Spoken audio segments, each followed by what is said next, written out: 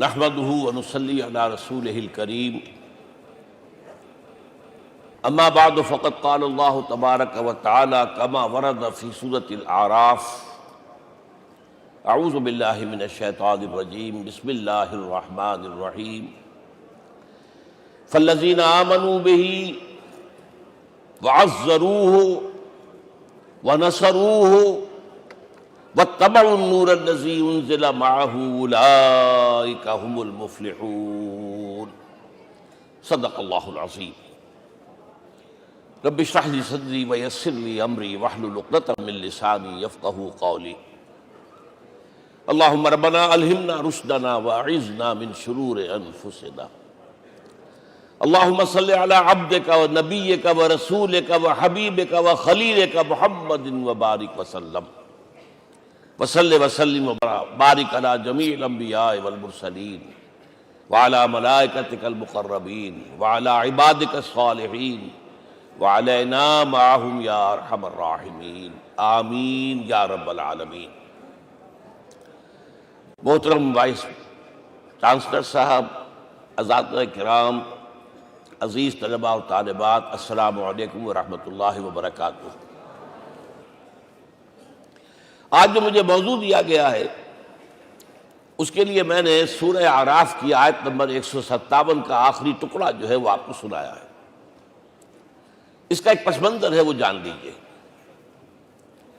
آپ کو معلوم ہے کہ جب حضرت موسیٰ بنی اسرائیل کو لے کر مصر سے نکلے ہیں، اس کے بعد مرحلہ آیا کہ اللہ تعالیٰ نے حضرت موسیٰ کو کوہ طور پر طلب فرمایا تورات عطا کرنے کے لیے۔ ان کی غیر حاضری میں ایک فتنہ کھڑا ہوا اور کچھ لوگوں نے ایک بچڑا بنا کر اس کی پرستش شروع کر دی بنی اسرائیل میں سے، سامری کا بنایا ہوا بچڑا۔ جب حضرت موسیٰ واپس آئے انہوں نے یہ دیکھا تو بہت غضبناک ہوئے، اور پھر اللہ تعالیٰ کے حکم سے فیصلہ ہوا کہ 12 قبیلوں میں سے جن لوگوں نے بھی یہ شرک کیا ہے ان کو انہی قبیلوں کے لوگ خود قتل کریں۔ کئی ہزار اسرائیلی قتل ہوئے۔ یہ بہت بڑا یوں سمجھیے کہ پرج ہوا ہے اس قوم کے اندر۔ اس کے بعد پھر مزید اللہ تعالیٰ کی خدمت میں استغفار کے لیے حضرت موسیٰ علیہ السلام اپنے 70 بڑے بڑے سردار جو تھے 12 قبیلوں کے ان کو لے کر حاضر ہوئے۔ وہاں انہوں نے استغفار کیا اور ایک دعا کی، پروردگار وَاكْتُبْ لَنَا حَسَنَةً فِي الدُّنْيَا وَالْآخِرَةِ، ہمارے لیے نیکی کا اندراج کر دے، دنیا میں بھی آخرت میں بھی۔ جواب ملا اللہ تعالیٰ کی طرف سے، دیکھو عذاب تو میں جس کو چاہوں گا دوں گا، اور ویسے میری رحمت ہر شے کے ساتھ موجود ہے، ہر شے کا وجود میری رحمت سے ہے، لیکن ایک میری خاص رحمت ہے جو میں لکھ رکھوں گا ان لوگوں کے لیے جو میرے نبی امی آخری رسول ان پر ایمان لائیں گے صلی اللہ علیہ وسلم۔ وہ جب آئیں گے اور وہ نیکی کا حکم دیں گے، بدی سے روکیں گے، پاکیزہ چیزوں کو حلال قرار دیں گے، ناپاک چیزوں کو حرام قرار دیں گے، نوع انسانی کے اوپر جو بوجھ تھے جو اس وقت ہوں گے ان کو اتاریں گے۔ وہ جب آئیں گے تو جو لوگ فالذین آمنوا بہ نمبر 1، وعزروہ نمبر 2، ونصروہ نمبر 3، واتبعوا النور الذی انزل معہ اولئک هم المفلحون، جو لوگ ان پر ایمان لائیں گے، ان کی تعظیم اور توقیر کریں گے، ان کی مدد کریں گے، اور جو نور ان کے ساتھ نازل کیا جائے گا یعنی قرآن، اس کی پیروی کریں گے، وہ ہوں گے جو فلاح پانے والے ہوں گے، میری خصوصی رحمت سے حصہ ان کو ملے گا۔ اب یہاں پہلے تو دعا کر لیجئے، اللہم ربنا اجعلنا منہم، اے اللہ ہم سب کو ان میں شامل فرما دے جو تیرے نبی کے ساتھ تعلق کی ان 4 بنیادوں کی شرائط کو پورا کر سکے، تقاضوں کو پورا کر سکے۔ اب ذرا ان میں سے ایک ایک کو لیجئے۔ ایمان جانی پہچانی چیز ہے، ایمان جسے کہتے ہیں، اس کی تشریح میں جانے کی ضرورت نہیں، وقت بھی محدود ہے، لیکن ایک بات سمجھنے کی ہے بہت ضروری۔ ایمان کے 2 لیول ہیں، ایک قانونی ایمان ہے جس کی بنا پر ہم ایک دوسرے کو مسلمان سمجھتے ہیں. اس کا تعلق اقرار باللسان کے ساتھ ہے، زبان سے کہنا اشہد ان لا الہ الا اللہ وحدہ لا شریک لہ واشہد ان سیدنا و مولانا محمد عبدہ ورسولہ. کوئی ہندو تھا، سکھ تھا، پارسی تھا، عیسائی تھا، یہ کلمہ کہے اور اسلام میں آ گیا. لیکن یہ زبانی کلامی ایمان جو ہے یہ انسان کی سیرت و کردار پر اثر انداز نہیں ہو سکتا. یہی وجہ ہے آج ہم دیکھ رہے ہیں مسلمان ہی جھوٹ بھی بول رہا ہے، مسلمان ہی بے ایمانی بھی کر رہا ہے، مسلمان ہی خیانت بھی کر رہا ہے، مسلمانوں کے لیڈر بلینز کی خیانت کر رہے ہیں. یہ کون ہے؟ سب مسلمان ہیں. وہ اس کی وجہ کیا ہے کہ ہم صرف قانونی مسلمان ہیں اور ہمارا ایمان قانونی ایمان ہے. اس کے لیے اسلام کا لفظ قرآن میں آیا ہے سورہ حجرات میں، قالت الاعراب آمنا قل لم تؤمنوا ولکن قولوا اسلمنا. اے نبی یہ بدو کہہ رہے ہیں ہم ایمان لے آئے، ان سے فرما دیجئے تم ہرگز ایمان نہیں لائے ہو، یوں کہو کہ ہم مسلمان ہو گئے ہیں. ولما يدخل الايمان في قلوبكم، ابھی تک ایمان تمہارے دلوں میں داخل نہیں ہوا. بہرحال اللہ کا شکر ہے اس نے ہمیں مسلمانوں میں پیدا کر دیا، ورنہ ہم میں سے کتنے ہوتے اگر کہیں اور پیدا ہو گئے ہوتے تو نعمت اسلام سے بھی ہم بہرہ ہو سکتے. کیا کہہ سکتے؟ اصل ایمان ہے جب وہ دل میں داخل ہو جائے، یقین بن جائے. اسی لیے بچپن میں یاد کیا ہوگا ایمان مجمل، آمنت باللہ کما ہوا باسمائہ و صفاتہ وقبلت جمیع احکامہ اقرار باللسان و تصدیق بالقلب. جب تصدیق بالقلب ہوگی تو اب اس کے تقاضے جو ہیں عملی پیدا ہوں گے. ان تقاضوں میں سے ایک میں دو حدیثوں کے حوالے سے آپ کے سامنے رکھ رہا ہوں. پہلی حدیث حضرت عبداللہ بن عمرو بن العاص رضی اللہ تعالی عنہما سے مروی ہے، لا یؤمن احدکم حتی یکون ہواہ طبعا لما جئت بہ. دیکھو تم میں سے کوئی شخص مومن نہیں ہو سکتا جب تک کہ اس کی خواہش نفس تابع نہ ہو جائے اس شریعت کے، اس قانون کے، اس ہدایت کے جو میں لے کر آیا ہوں. اگر عملاً تابع نہیں ہوئے تو حقیقتاً مومن نہیں ہو. دل میں جھانکو، Do I really believe that Muhammad is the prophet of Allah? Do I really believe that Quran is the word of God? کبھی جھانکیے گا اندر، جواب ملے گا صحیح آپ کو. کیا کنوکشن ہے؟ کنوکشن ہو اور پھر حضور کی پیروی نہ ہو، حضور کے احکام کی پابندی نہ ہو، اللہ کے قوانین کی پابندی نہ ہو، کیسے ممکن ہے؟ حضور تو فرماتے ہیں صلی اللہ علیہ وسلم ایک ایسی بد اخلاقی اور کج خلقی پر صرف اسے کوئی گناہ کبیرہ بھی نہیں کہیں گے. فرمایا ایک مرتبہ واللہ لا یؤمن واللہ لا یؤمن واللہ لا یؤمن، خدا کی قسم فلاں شخص مومن نہیں ہے، خدا کی قسم فلاں شخص مومن نہیں ہے، خدا کی قسم فلاں شخص مومن نہیں. صحابہ کانپ گئے، کون بدبخت ہے جس کے بارے میں فرمایا جا رہا؟ پوچھا گیا من یا رسول اللہ. جواب سنیے اور اپنے غریب حالوں میں جھانکیے. وہ شخص الذی لا یامن جارہ بوائقہ، وہ شخص جس کی شرارتوں کی وجہ سے اس کا پڑوسی چین میں نہیں ہے، امن میں نہیں ہے، وہ مومن نہیں ہے. خدا کی قسم نہیں ہے، خدا کی قسم نہیں ہے. کیسے علیحدہ کر لیں گے اس ایمان کو اعمال سے اور ایمان کو اخلاق سے؟ آگے چلیے، وہ جو حدیث حضرت ابو ہریرہ سے، اور یہ متفق علیہ، صرف بخاری کی نہیں ہے، بخاری جمع مسلم. لا یؤمن احدکم حتی اکون احب الیہ من والدہ وولدہ والناس اجمعین. تم میں سے کوئی شخص مومن نہیں ہو سکتا جب تک کہ میں اسے محبوب تر نہ ہو جاؤں، اپنے باپ سے بھی، اپنے بیٹے سے بھی، اور تمام انسانوں سے. جھانک لیجئے دل میں صورتحال یہ ہے یا نہیں ہے. کیوں محبوب ہو جائیں؟ اس لیے کہ آپ کے ذریعے ہدایت ملی ہے، آپ کے ذریعے ہم اللہ سے جڑے ہیں. اور آپ کو معلوم ہے دنیا میں کوئی شے ہدایت نہیں، نعمت نہیں ہے جب تک کہ نعمت ہدایت نہ ہو. اگر صحت اچھی ہے، ہدایت نہیں ہے تو بدماشیاں کریں گے. کیا کریں گے؟ آپ کو معلوم ہے صحت اچھی جو ہے کدھر جا کے کھپے گی اگر ہدایت نہیں ہے. اگر دولت ہے، ہدایت نہیں، کیا کریں؟ گلچھرے اڑائیں گے، عیاشیاں کریں گے، لوگوں پر اپنی دولت کا روب گانٹیں گے. اولاد ہے، ہدایت نہیں ہے، یہ اولاد سہان روح بھی بن جائے گی کہیں آپ کے لیے۔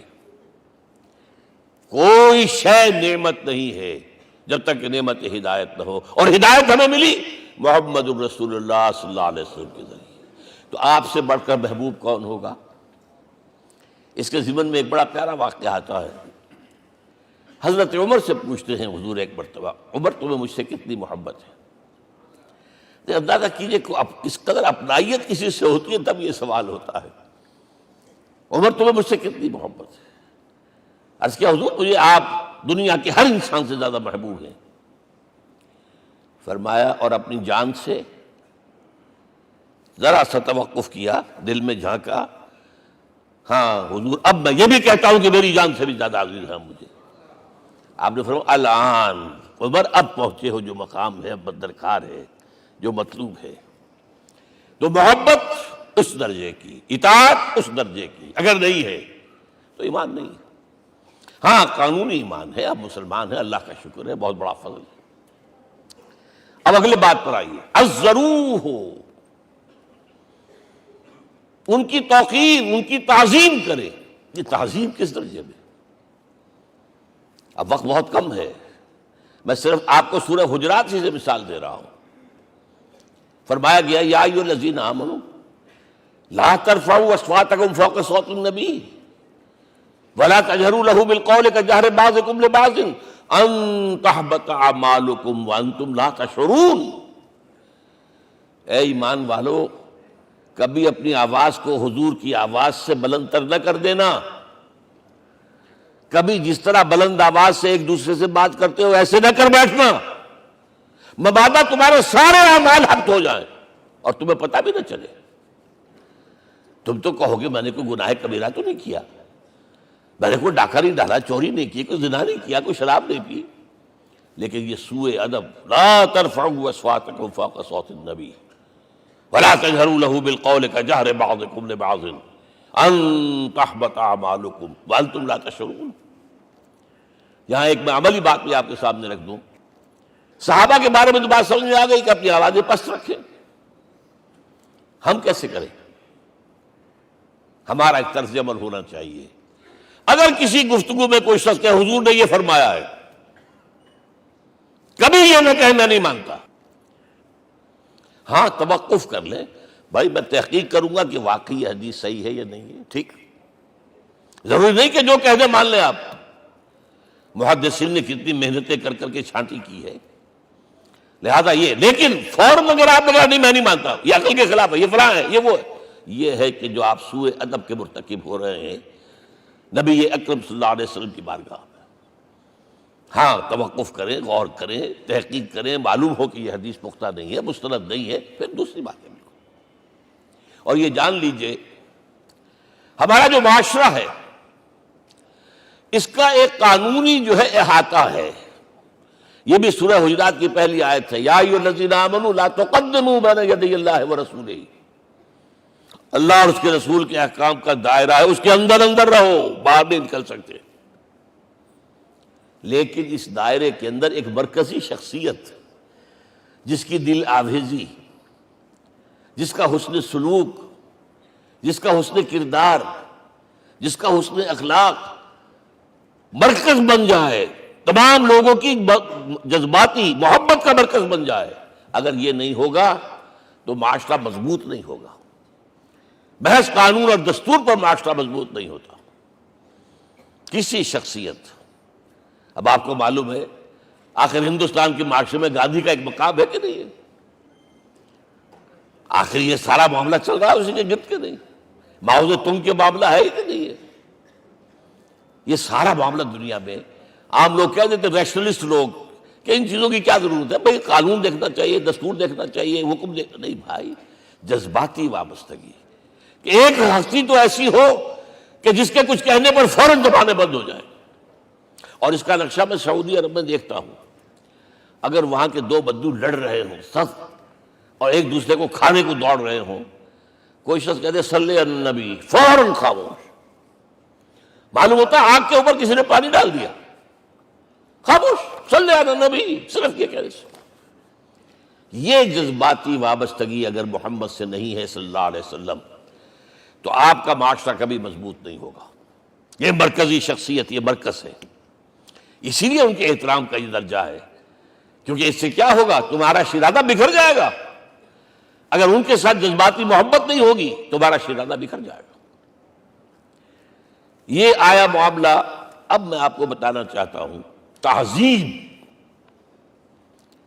ہمارے ہاں اصل میں بدقسمتی سے ہم سیرت کی تقریریں کرتے ہیں، حضور کی عظمت بیان کرنے کی کوشش کرتے ہیں۔ کچھ لوگ تو خیر حضور کی زلفیں ہیں، حضور کی آنکھیں ہیں، حضور کی کملی ہے، حضور کا سایہ نہیں تھا وغیرہ، یہ باتیں اپنی جگہ ہیں، ہر چیز ٹھیک ہے، لیکن یہ جان لیجئے حضور کی اصل عظمت ایک نبی اور رسول کی حیثیت سے ہے، اور وہ شے وہ ہے جہاں جبرائیل کے بھی پر جل رہے ہیں، اس کی حقیقت کون جانتا ہے؟ میں ایک مثال دے رہا ہوں آپ کو کہ حضور 100 میں وصال رکھا کرتے تھے۔ آج روزہ رکھا، شام کو افطار نہیں کیا، وہ رات کو چل رہا ہے روزہ، اگلے روز پھر وہ کنٹینیو کر رہا ہے شام تک، 2 دن کا 100 میں وصال، 3 دن کا بھی رکھتے تھے۔ صحابہ نے اجازت چاہی، حضور ہمیں بھی اجازت دے دیں، نہیں، آج کے حضور آپ تو رکھتے ہیں، ہمیں منع کرتے ہیں۔ اب سنیے، ایکم مثلی، تمہیں سے کون ہے مجھ جیسا؟ ابھی تو عند ربی، میں تو اپنے رب کے پاس رات گزارتا ہوں، ہوا یطعمنی ویسقین، وہ مجھے کھلاتا اور پلاتا ہے۔ کیا سمجھیں گے ہم؟ کیا ہماری سمجھ میں آئے گا؟ یہ معاملہ نبوت کے جو اسرار و رموز ہیں، ان کا جو مقام اور مرتبہ ہے، وہ کوئی نبی پہچان سکتا، غیر نبی تو پہچان ہی نہیں سکتا۔ ایک ڈاکٹر کا کیا مقام ہے اپنے فن میں؟ وہ کوئی ڈاکٹر ہی سمجھ سکے گا نا، غیر ڈاکٹر کہاں سمجھے گا؟ اور حقیقت میں وہی سمجھے گا جو اس سے بھی اوپر کا ڈاکٹر ہے، نیچے والا تو نہیں سمجھ سکتا۔ جو کمتر ہے وہ تو صرف اوپر دیکھے گا، اللہ اللہ خیر صلی اللہ، جو اوپر ہے اور ظاہر ہے محمد سے اوپر کوئی نہیں صلی اللہ علیہ وسلم۔ یہی وجہ ہے، دیکھیے شیخ سعدی کو کیا کہنا پڑا، یا صاحب الجمال و یا سید البشر من وجهك المرير قد نور القمر لا يمكن الثناء كما كان حقه بعد از خدا بزرگ توئی قصہ مختصر۔ اے محمد صلی اللہ علیہ وسلم، آپ کی ثنا جیسے کہ حق ہے ہو ہی نہیں سکتی۔ غالب اس سے بھی آگے گیا ہے، میں بات ابھی آپ کو سناتا ہوں شعر اس کا۔ آپ کی ثنا کا حق ادا ہو ہی نہیں سکتا، بس ہم یہ جانتے ہیں اللہ کے بعد آپ کا مقام۔ غالب جو آگے گیا ہے کہتا ہے، غالب ثنائے خواجہ بیزداں گزاشتیم کہاں ذات پاک مرتبہ دان محمد است۔ اے غالب، ہم نے تو حضور کی ثنا تو اللہ کے حوالے کر دی ہے، اس لیے کہ وہی ذات پاک جانتا ہے مرتبہ محمد کا کیا ہے صلی اللہ علیہ وسلم۔ ہم بیان کرنے کی کوشش کریں گے تو توہین کر بیٹھیں گے۔ ایک لطیفہ ہے، ایک بیچارہ کوئی دیہاتی کہیں پھنسا ہوا تھا کسی جگہ، تھکا ہوا چل رہا تھا، ڈپٹی کمشنر صاحب جا رہے تھے، کار میں بٹھا لیا۔ اب اس نے کہا، پتر تینوں اللہ پٹواری کرے۔ اب اس غریب کے جو ہے اس کے ذہن میں تو پٹواری سے اوپر تو کچھ ہے ہی نہیں، اس کے قلم سے جو ہے ادھر کا انتقال ادھر ہو گیا، ادھر کی ادھر چلی گئی۔ تو ڈی سی کو وہ تعریف کر رہا ہے، اپنے سمجھ کے مطابق پٹواری کرے، تو ہم کہیں پٹواری والا معاملہ نہ کریں۔ ہاں، ایک پہلو ایسا ہے جس کے حوالے سے حضور کی عظمت ہماری سمجھ میں آئے گی۔ حضور ایک انسان کی حیثیت سے کیا تھے، ایک باپ کی حیثیت سے آپ کا کیا طرز عمل تھا، ذرا یاد کیجئے۔ جگر گوشہ رسول حضرت فاطمہ بطول رضی اللہ تعالیٰ عنہ وہ حاضر ہوتی، ابا جان دیکھیے چکی پیس پیس کر یہ گھٹے پڑ گئے میرے ہاتھ میں، یہ کنویں سے پانی لاتی ہوں، مشکیزیں کہ یہاں پر بندیاں پڑ گئی۔ حضور اب تو عام لوگوں پر بھی آسانیاں ہیں، لوگوں کے ہاں غلام آ گئے ہیں، کنیزیں آ گئی ہیں، مال و دولت آ گئی ہے، مجھے بھی کوئی غلام کنیز عطا ہو جائے۔ اور آپ کو معلوم ہے یہ لخت جگر، نور چشم، محمد کی سب سے پیاری بیٹی صلی اللہ علیہ وسلم، کوئی شک نہیں اس میں، فاطمہ، کیا بیتی ہوگی حضور کے قلب پر. لیکن فرمایا کیا بیٹی، یہ دنیا کی چیزیں ہمارے لیے نہیں ہیں، میں تمہیں اس سے بہتر شے دیتا ہوں. تسبیح فاطمہ ہر نماز کے بعد 33 مرتبہ سبحان اللہ، 33 مرتبہ الحمدللہ، 33 مرتبہ اللہ اکبر کہہ لیا کرو. لیکن سوچ لیجئے دل پر کیا گزری ہوگی صلی اللہ علیہ وسلم. حضرت عائشہ سے پوچھئے، حضرت خدیجہ سے پوچھئے حضور کیسے شوہر تھے، آپ سے زیادہ خواتین کے حق میں نرم، گھر کے کام کا جھاڑو دے رہے ہیں، کپڑے جو ہے بوسیدہ انہیں سی رہے، گھر میں بیٹھے ہوئے یہ کام کرتے تھے. بہرحال ایک بات میں آپ سے عرض کروں، آپ انسان کی جس حیثیت کا بھی ذہن میں تصور کریں گے وہ ساری حیثیتیں محمد میں موجود ہیں صلی اللہ علیہ وسلم. محمد حاکم کی حیثیت سے بھی ہیں، محمد سب سالار کی حیثیت سے بھی ہیں، محمد قاضی القضات بھی ہیں، محمد ہیڈ آف دی اسٹیٹ بھی ہیں، محمد بیویوں والے بھی ہیں، اولاد والے بھی ہیں، محمد 5 وقتہ امام بھی ہیں، جمعے کے خطیب بھی ہیں، مدرس قرآن بھی ہیں، مربی بھی ہیں، مزکی بھی ہیں، اور ہر میدان میں بلند ترین مقام.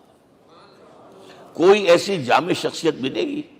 ہمارے ہاں تو حال یہ ہے کہ جو خطیب صاحب ہوتے ہیں وہ 5 وقتہ نماز کیسے پڑھا سکتے ہیں؟ ان کا تو اونچا مقام ہے. 5 وقتہ نماز کے لیے تو علیحدہ چاہیے امام آپ کو، اور وہاں بھی ایک امام سینئر ہوگا، وہ عشاء مغرب اور فجر پڑھائے گا، ایک جونیئر ہوگا بیچارہ، وہ جو خاموش نماز ہے وہ پڑھائے گا. 5 وقتہ نماز پڑھا رہے ہیں محمد صلی اللہ علیہ وسلم، اور خطیب بھی وہی ہے، مربی بھی وہی ہے، مزکی بھی وہی ہے. ہمارے ہاں جو لوگ تزکیہ نفس کے میدان میں ہیں وہ پھر جماعت کبھی نہیں کراتے، کبھی نہیں دیکھا ہوگا آپ نے کسی صاحب کو کراتے ہوئے. یہ جامعیت جو ہے، جامعیت کبریٰ. میں صرف ایک بات کہا کرتا ہوں، ایک اعتبار سے حضور کا اسوہ نامکمل ہے. آپ مجھے سوء ادب کا مرتکب نہ قرار دے دیں. اسوہ کیا ہے؟ عورت کے لیے اس کی اپنی نسوانی زندگی کے لیے اسوہ آپ میں نہیں ہے. آخر نصف انسانیت ہے، اسے بھی اسوہ چاہیے. یہ ہے جس کی وجہ سے حضور نے شادیاں کی ہیں زیادہ. خواتین کے لیے اسوہ حضور کے ازواج مطہرات ہیں، اور ان میں سب سے بڑھ کر جو بالکل یوں سمجھیے کہ آغاز کے اندر نوجوانی میں آ گئی ہیں حضور کی خدمت میں، نہایت ذہین و فطین. انہوں نے پھر عورت کی زندگی کے لیے حضور کا جو طرز عمل تھا وہ انہوں نے بیان کیا نا. اس لیے سورہ احزاب کے اندر اس کا تذکرہ ہے، جہاں یہ آتا ہے لقد کان لکم فی رسول اللہ اسوۃ حسنہ، وہیں پر یا نساء النبی لستن کاحد من النساء، اے نبی کی بیویوں تم عام عورتوں کے مانند نہیں ہو، تمہیں تو اسوہ بننا ہے امت کے لیے. اب اس سے اگلا قدم میں بڑھا رہا ہوں آگے، اور اس کے ساتھ جڑ جائے گی تیسری بات. تیسری بات کیا ہے؟ وَنَصَرُوهُ، اس کی مدد کریں صلی اللہ علیہ وسلم. پہلی بات تو یہ نوٹ کیجئے، حضور انتہائی غیور انسان تھے، انتہائی غیور.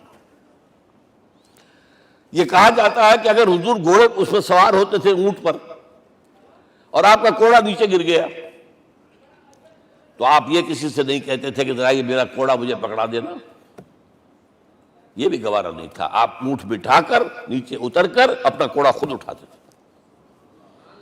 کسی سے اپنے ذاتی کام کے لیے کوئی مدد مانگنا امکان ہی نہیں.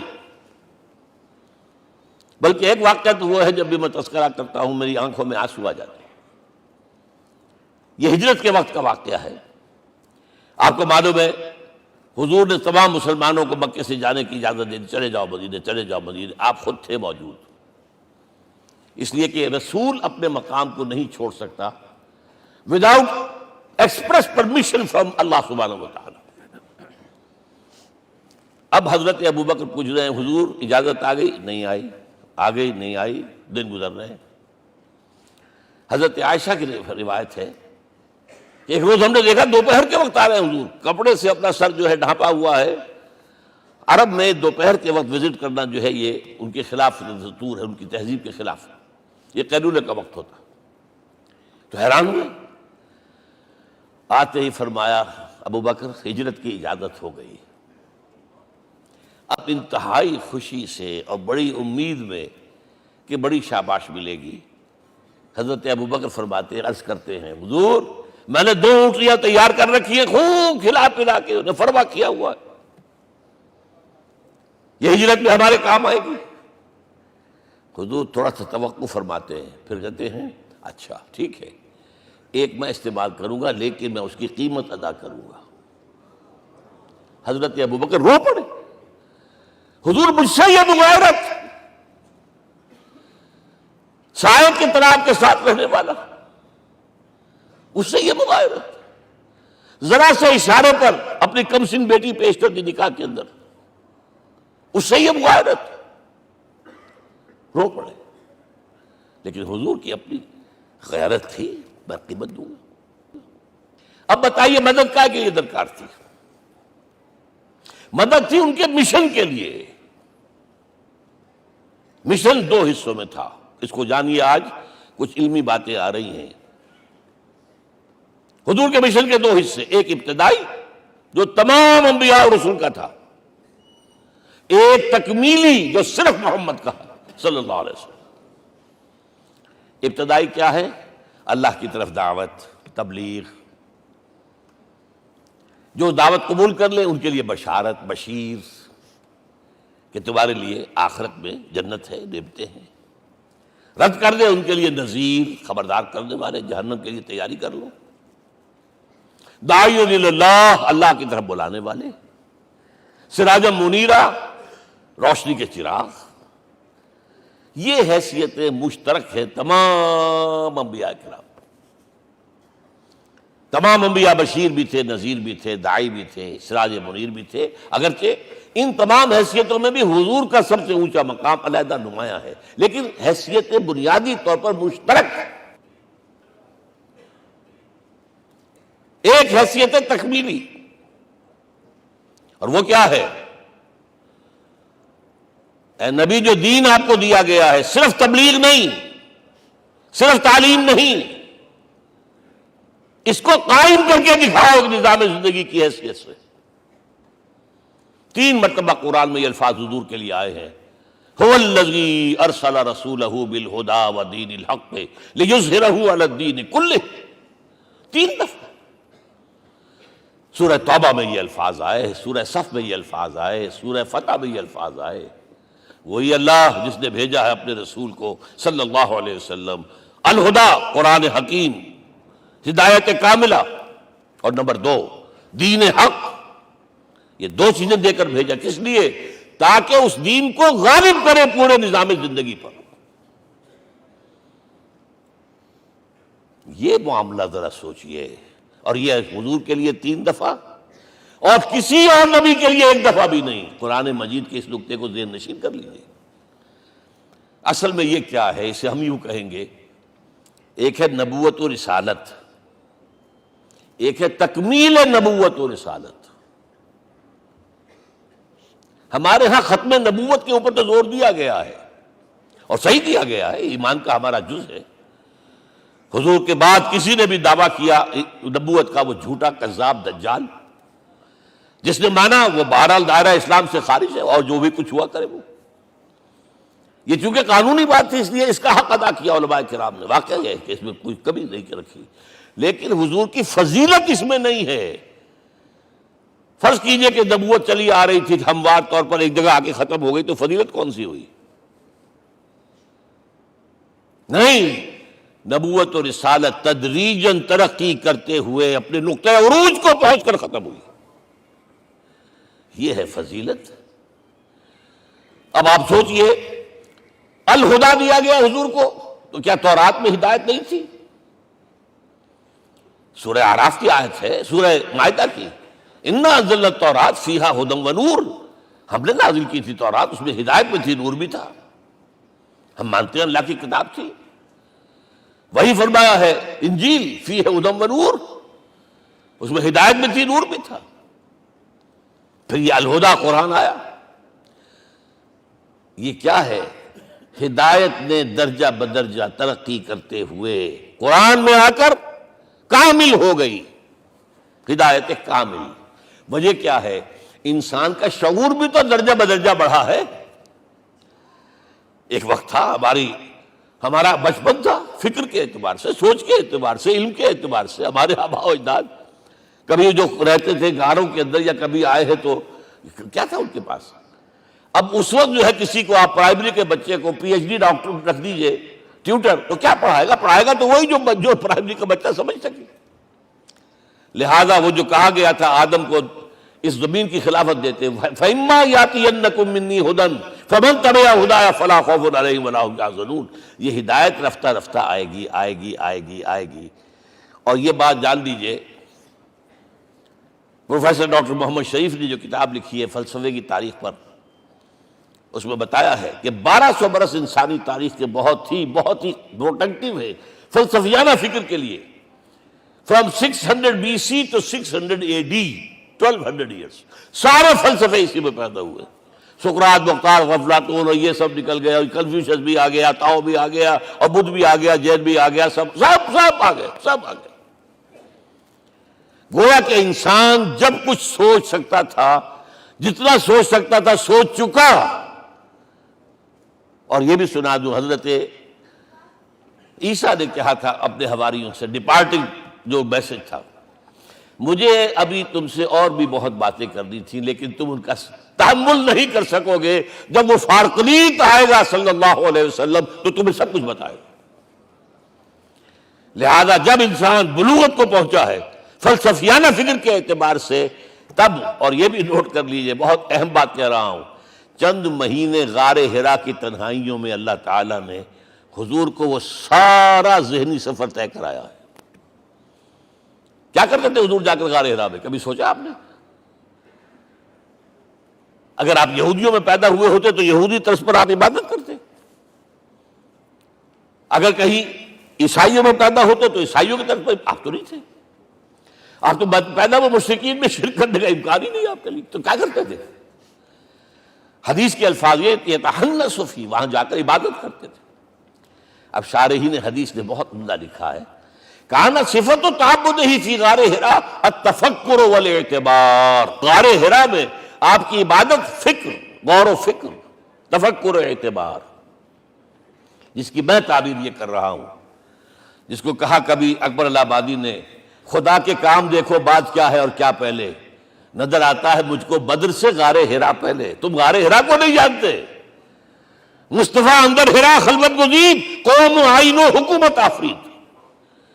The most productive part of the period life of Muhammad is that which he passed in غار حرا۔ فکر کی ساری جو ہیں بلندیاں طے کی، تب آیا ہے اقرأ بسم ربک، اب اللہ کا الہدیٰ شروع ہوا ہے۔ اچھا، اسی طرح نمبر 2، دین حق مکمل ہوا ہے۔ ورنہ جب ہم کبھی غاروں میں رہتے تھے کسی میونسپلٹی کا بھی سوال نہیں، نظام کسے کہیں گے؟ پھر یہ ہے کہ قبائلی نظام آیا، چلیے ایک شیخ ہے اس کا کہنا ماننا ہے سب کو، کچھ نظام تو بن گیا نا۔ اور نظام جہاں آئے گا جکڑ بندی ہو جائے گی، اب تم فلاں قبیلے کے شخص ہو، اس کا قبیلے کا سردار یہ، تمہیں حکم ماننا پڑے گا، اس قبیلے کی روایت یہ، تمہیں پیروی کرنی پڑے گی، you have to do it whether you like it or not۔ پھر آپ کی سٹی اسٹیٹس وجود میں آئی، پھر امپائرز وجود میں آ گئے، 400-500 برس سے رومن امپائر، 400-500 برس سے ایرانین امپائر عرب کے اوپر ایسے تھی جیسے افغان کے سر کے اوپر بہت بڑا جو ہے پگڑ رکھا ہوتا ہے۔ کتنا بڑا ہوتا ہے؟ وہ کسی نے شعر کہا بھی تھا، مجھے تو اب یاد نہیں، کہ سر پہ باندھے ہوئے پورا افغانستان۔ میرا خیال ہے ضمیر جعفری۔ تو کیا تھا یہ جزیرہ نما عرب؟ یہ جزیرہ کہلاتا، الجزیرہ، الجزیرہ، اس لیے کہ نیچے آپ کو معلوم ہے بحیرہ عرب، ادھر جو ہے خلیج آ رہی ہے آخر تک، ادھر سے بحیرہ قلزم جا رہا ہے، اور پھر خلیج عقبہ آ گئی ہے، تو یہ سارا جو ہے جزیرہ نما ہے، اس سے پیننسولا۔ لیکن عرب اوپر 2 اور ہیں، عراق عرب، شام عرب۔ عراق عرب پر قبضہ ایران کا، شام عرب پر رومیوں کا۔ اور جب یہ سلطنتیں بن گئیں تو گویا کہ انسان شکنجے میں آ گیا۔ ظلم، محنت کرے کسان، عیش کرے جاگیردار، اور بادشاہ محل بنائے۔ لگان وہاں سے آ رہا ہے. از جفائے دے خدایاں کشتے دہقانہ خراب. کرگے پر بیٹھا ہوا کوئی کھدر بن رہا ہے, ٹیکس دو. بادشاہ محل بھی بنائے گا, یاشیاں بھی کرے گا, سارا نسوانی حسن جو ہے کوہ قاف کا لے آئے گا اپنے ہاں, اور پھر فوج بھی رکھے گا. ذرا تم نے گردن اٹھائی تو تمہاری سرکوبی کرنے کے لیے فوج تیار ہے. یہ جب جکڑ بند آئی ہے انسان پر, تب محمد کو بھیجا گیا ہے. دلی بیٹ اسے آزاد کرانے والا دین حق دیا گیا. یہ دین حق قرآن مجید میں اسی لیے کہا گیا, یہ میں کہہ رہا ہوں تکمیل رسالت النبوت. الیوم اکملت لکم دینکم واتممت علیکم نعمتی ورضیت لکم الاسلام دینا. آج میں نے تمہارے لیے تمہارے دین کو کامل کر دیا ہے. یہ مکمل نظام زندگی ہم نے دیا ہے, پہلے تھا ہی نہیں. لہذا کسی اور نبی سے یہ نہیں کہا گیا کہ اس کو غالب کرو. میں نے آپ کو بتا دیا کہیں نہیں ہے.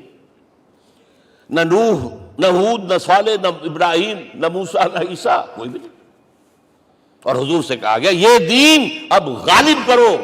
اگر صرف تم کتاب میں لکھ کر دے جاؤ اور اس کے مثال پیش نہ کر سکو, دنیا کہے گی بہت اچھی شاعری ہے. آج بھی آپ کو معلوم ہے دی ریپبلک کتاب زندہ ہے, لیکن آج تک ایک دن کے لیے بھی وہ نظام کہیں قائم ہوا ہے. ہم یہی کہیں گے کہ ٹھیک ہے یہ جو ہے ایک خواب ہے, اللہ اللہ فرض, اس کے سوا کیا یوٹوپیا ہے. اس نظام کو قائم کر کے دکھاؤ. اب آپ اس کو اینالائز کر لیجئے, اچھی طرح سمجھ لیجئے. It was the revolutionary role which was assigned to محمد صلی اللہ علیہ وسلم. نظام کو بدلنا, اسی کا نام تو انقلاب ہے. انقلاب کسے کہتے ہیں؟ دنیا میں دو نظام ایک جگہ نہیں ہو سکتے. مذہب 100 بھی ہو سکتے ایک جگہ. مذہب لمیٹڈ ہے, آپ کی ذاتی زندگی, آپ کے کچھ عقائد ہیں, کچھ عبادات ہیں, کچھ رسومات ہیں, کچھ سوشل رائٹس ہیں, یہ ہے بس.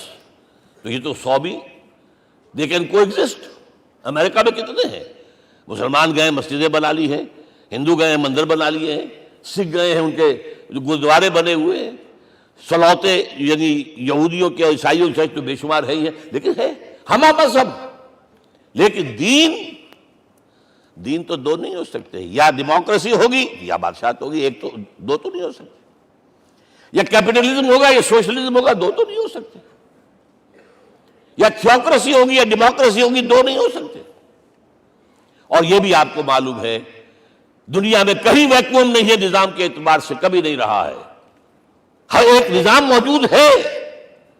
آپ کوئی دوسرا نظام لانا چاہتے ہیں, پہلے اس کو جڑ سے اکھیڑنا پڑے گا. گفت رومی ہر بنائے کوہنا کا آباداں کلند, تو نہ دانی اولاں تعمیر راں ویراں کلند. رومی نے کہا ہے کہ دیکھو اگر کوئی نئی تعبیر تمہیں کرنی ہو تو تم جانتے نہیں ہو پہلے پرانی تعبیر کو گرانا پڑتا ہے. پہلے آپ نظام جڑ سے کھینچ کر پھینکیں گے باہر, تب نظام لائیں گے نا. اور یہ ظاہر بات ہے جو نظام بھی ہے اس کے ساتھ ویسٹڈ انٹرسٹ ہے, اس کے ساتھ پریولیج کلاسز ہیں. دے وانٹ اسٹیٹس کو, وہ کوئی تبدیلی نہیں ماننے کو تیار, کیونکہ اسی نظام کی شاخوں پر تو ان کے گھونسلے بنے ہوئے, وہیں سے تو مفادات ان کے وابستہ ہے. لہذا نظام جو ہے بدلنے کے لیے جانیں دینی پڑتی ہیں, خون بہانا پڑتا ہے, جان جوکھوں کا کام کرنا پڑتا ہے, اس کے بغیر نظام نہیں بدلتا. اور محمد کا رول صلی اللہ علیہ وسلم, یہ ہے وہ عظمت محمد کی جو انسان نے پہچانی ہے. میں 3 گواہیاں آپ کے سامنے پیش کر رہا ہوں. 1 from the east, 2 from the west, 3 کئی ملوے ہے. یہی لاہور 1920, یہاں ایک بریڈلا ہال ہوتا تھا. اس بریڈلا ہال میں ایم این رائے کی ایک تقریر. And who was M N Roy? Personal friend of Lenin, member of the communist international. He knew what revolution is. اور اس نے ہسٹوریکل رول آف اسلام تقریر کی لاہور کے اندر 1920 میں, اور اس نے کہا تاریخ انسانی کا عظیم ترین انقلاب وہ تھا جو محمد نے برپا کیا صلی اللہ علیہ وسلم. میں تو اس کی ذہانت کی داد دیے بغیر نہیں رہا. اس نے کہا بعض مورخین یہ جو فتوحات کی ہیں صحابہ کرام نے، ان کو سمجھ بیٹھتے ہیں جیسے اٹیلا نے فتوحات کی ہیں یا چنگیز خان نے کی ہیں یا کسی اور. کہاں وہ کہاں یہ. وہاں صرف تباہی آتی تھی، اور محمد صلی اللہ علیہ وسلم کے پیروکاروں نے جب دنیا فتح کی ہے، نئی تہذیب دی ہے، نیا تمدن دیا ہے، نیا نظام دیا ہے، روشنی دی ہے، علوم کو تازہ کیا ہے، علوم ایجاد کیے ہیں. یہ ہے وہ انقلاب جو محمد نے برپا کیا صلی اللہ علیہ وسلم. یہ کتاب آج بھی ہندوستان میں چھپتی ہے، بمبئی میں، دی ہسٹوریکل رول آف اسلام. اور میں سمجھتا ہوں کہ ہندو ہے، کمیونسٹ ہے، اور گواہی دے رہا ہے. دوسرا، یہ تو چونکہ بڑی ریسنٹ پاسٹ کی بات ہے، ڈاکٹر مائیکل ہارٹ ایک کتاب لکھتا ہے دی 100، اور اس کا سب ٹائٹل کیا ہے؟ A selection and gradation of the 100 most influential personalities of the human race, human history. پوری انسانی نسل میں سے ان لوگوں کو چن لو جنہوں نے اس کی تاریخ کے دھارے کے رخ کو موڑا ہو. ادھر جا رہا تھا ادھر کر دیا، ادھر جا رہا تھا ادھر کر دیا. جن لوگوں نے بھی تاریخ کا دھارا موڑا، پہلے سلیکٹ کر لو. سلیکشن، 100 آدمی کا نام آ گئے. اب گریڈیشن، ان میں سب سے زیادہ کس نے کیا؟ اور ٹاپ پر لایا محمد کو صلی اللہ علیہ وسلم. یہ کتاب تو اویلیبل ہے، پڑھیے. اور چونکہ عیسائی ہیں اور حضرت عیسیٰ کو نمبر 3 پر لے گیا، غور کیجئے. نمبر 2 پر لایا نیوٹن کو، بابا طبیعت. اور پھر کہتا ہے naturally I O an explanation. میں عیسائی ہوتے ہوئے I'm placing Muhammad at top. How? This is because, یہ لفظ یاد کیجئے, this is because he is the only person supremely successful in both the religious and secular fields. ذہانت، وہ زندگی جو آج تقسیم کر دی گئی ہے، یہ مذہبی زندگی ہے، یہ سیکولر ہے، یہ ریاست ہے، قانون ہے، یہ ہے، اور اس کو علیحدہ رکھو بھائی، مذہب کو علیحدہ رکھو. وہ کہتے ہیں کہ یا تو مجھے ملتا ہے کہ وہ آدمی جو ادھر اونچا ہے تو دوسری طرف نیچا ہے، کچھ بھی نہیں. ادھر اونچا ہے تو ادھر کچھ نہیں. روحانیت میں، دین میں، اخلاق میں عیسیٰ سے اوپر کون جائے گا؟ لیکن حکومت میں، ریاست میں کوئی پدہ بھی نہیں رکھا، زیرو. مذہب کتنا بڑا پیدا کر دیا گوتم بدھ نے، لیکن ریاست، حکومت زیرو. اور بڑے سے بڑے جو ہیں شہنشاہ اور بڑے سے بڑے کانکرس، کوئی چلا آیا ہے. آپ سوچئے جو گریک آ رہا ہے، جو سکندر اعظم کہاں سے چل کر مقدونیہ سے کہاں پہنچ گیا؟ بیاس تک. اٹیلا کہاں سے پہنچ گیا؟ مشرق سے مغرب تک. لیکن مذہب و اخلاق کے اندر زیرو نہیں بلکہ مائنس ویلیو لانی پڑے گی. ایک ہی انسان ہے، آپ کم سے کم give credit to his honesty. ایک ہی انسان، دو ہے ہی نہیں. He is the only person supremely successful in both the religious and the secular fields. اب آئیے تیسری میں گواہی دے رہا ہوں ایک ایسے شخص کی جو ویسے شاتم رسول ہے، گالیاں دی ہیں اس نے، بدترین گالیاں دی ہیں، رقیق حملے کی، جیسے رشدی نے کیے ہیں ایسے تسلیمہ نسرین نے کیے ہیں، سب اس طرح کے کیے ہیں. وہ ایچ جی ویلز ہے، فکشن سٹوری رائٹر، ہسٹورین بھی ہے. 2 کتابیں ہیں اس کی تاریخ پر، تاریخ انسانی عالم، short history of the world and concise history of the world. جو رقیق حملے کیے ہیں میں اس کا ذکر نہیں کر، ذکر اس لیے کر دیا کہ معلوم ہے وہ دشمن ہے، دوست نہیں ہے. اگر کسی کا دوست ہوگا تو تعریف کر ہی گا. وہ دشمن ہے، میں اسٹیبلش کرنا چاہتا ہوں. He is enemy. اور عربی زبان کا ایک مقولہ یہ ہے کہ الفضل ما شہدت بہ الاعداء، فضیلت تو وہ ہوتی ہے جس کی گواہی دشمن دے. جب وہ آیا ہے concise history of the world میں، چیپٹر آخری حضور کا، جو حضور کے چیپٹر میں جو آخری بات خطبہ حجۃ الوداع کو کوٹ کیا ہے، لا فضل لعربی علی عجمی ولا لعجمی علی عربی ولا لأحمر علی اسود ولا لأسود علی احمر الا بالتقوی. کسی عرب کو کسی عجمی پر کوئی فضیلت نہیں، کسی عجمی کو کسی عرب پر کوئی فضیلت نہیں.